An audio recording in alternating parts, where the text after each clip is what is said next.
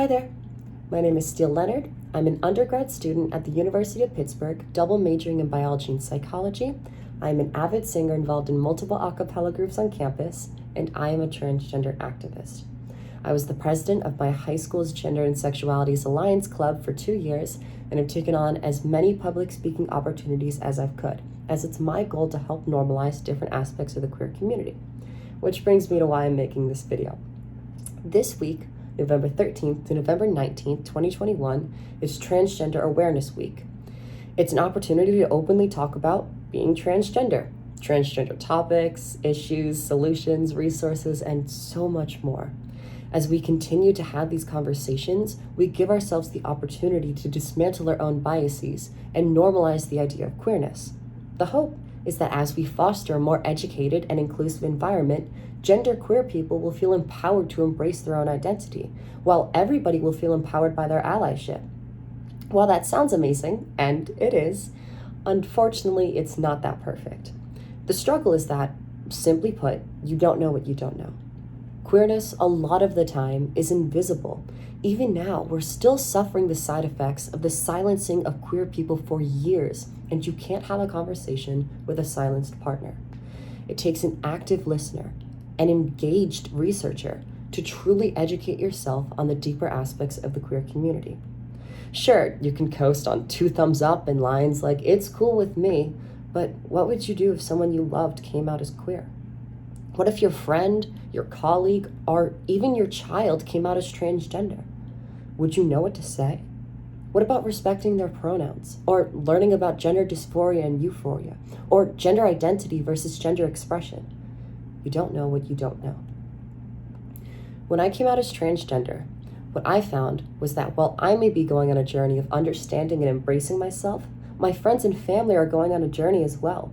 The first step of that journey was to understand my gender identity and to start using my preferred pronouns and name, along with other gender-affirming language. So, for example, I use she, her pronouns, and so a lot of my friends would use various gender-affirming language such as lady, or even princess sometimes, or daughter, or some of my friends would call me girl boss, or woman in STEM, or queen, etc. You get the point.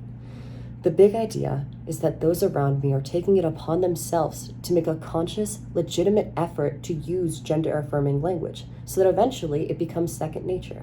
And yes, slip-ups will happen along the way, especially if this is unfamiliar territory, but it's a journey that should be taken with enthusiasm and, most importantly, love.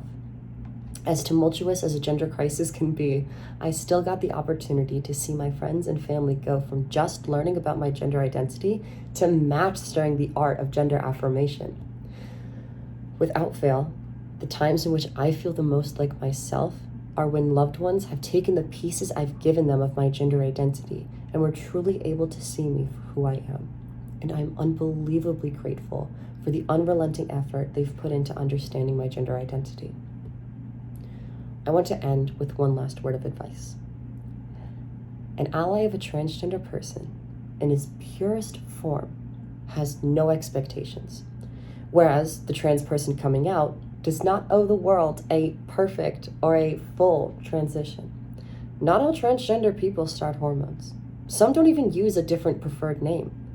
Meanwhile, some start using different pronouns, a different name, they start hormones, and they even undergo various gender-affirming surgeries like top surgery or facial feminization surgery or even sex reassignment surgery. It all depends on the steps that person needs to take to experience gender euphoria. All you need to do is to be open-minded and to give that person the opportunity to reintroduce themselves to you. And with that, I wish you a happy Transgender Awareness Week. I hope that you take some time to critically evaluate what you can do to better your allyship without just waiting until a queer person or conversation puts your allyship to the test. Thank you.